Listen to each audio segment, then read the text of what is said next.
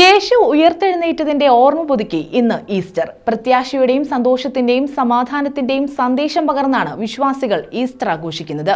ദേവാലയങ്ങളിൽ ഈസ്റ്റർ ശുശ്രൂഷകൾ നടത്തി.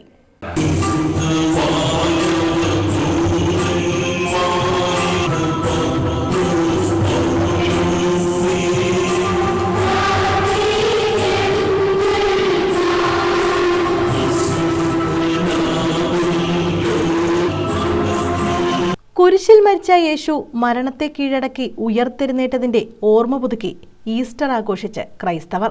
50 ദിവസത്തെ നോമ്പാചരണത്തിനൊടുവിലാണ് പ്രത്യാശയുടെയും സമാധാനത്തിന്റെയും സന്തോഷത്തിന്റെയും തിരുനാളായ ഈസ്റ്റർ ആഘോഷിക്കുന്നത്. ജെറുസലേമിലേക്ക് ക്രിസ്തുവിന്റെ രാജകീയ പ്രവേശനം ഓർമ്മിപ്പിക്കുന്ന ഓശാന ഞായറും പെസഹയും ദുഃഖവെള്ളിയും ആചരിച്ച് ഭക്തി നിർഭരമായാണ് ഈസ്റ്ററിനെ വരവേൽക്കുന്നത്.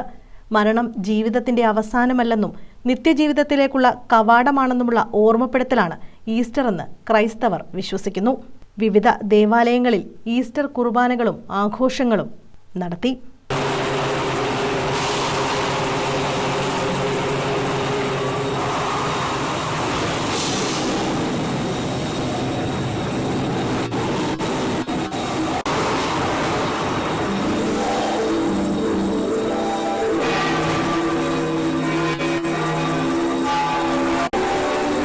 ക്രിസ്തു ഉയർത്തെഴുന്നേറ്റെന്ന് കരുതുന്ന പുലർച്ചെ സമയത്താണ് ഈസ്റ്റർ കുർബാന നടത്തിയത്.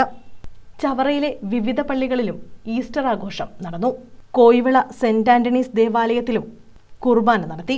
ഇടവക വികാരി ഫാദർ ഫ്രാൻസിസ് ജോർജ് മുഖ്യ കാർമ്മികത്വം വഹിച്ചു. ഇന്ന് ലോകമെമ്പാടുമുള്ള ക്രിസ്ത്യാനികള് പുനരുദ്ധാന മഹോത്സവം ആഘോഷിക്കുകയാണ്. ഇന്നേ ദിവസം കർത്താവിൻ്റെ ഈ പുനരുദ്ധാനം ആഘോഷിക്കുമ്പോൾ ക്രിസ്ത്യാനികളായ നമ്മളെല്ലാവരും ഒരേ ഒരു കാര്യം മാത്രമാണ് വിശ്വസിച്ചത്. ശൂന്യമായ കല്ലറ കണ്ടു, അതിൽ ക്രിസ്തു ഉദ്ധാനം ചെയ്തു എന്ന് വിശ്വസിക്കുന്നവരാണ്.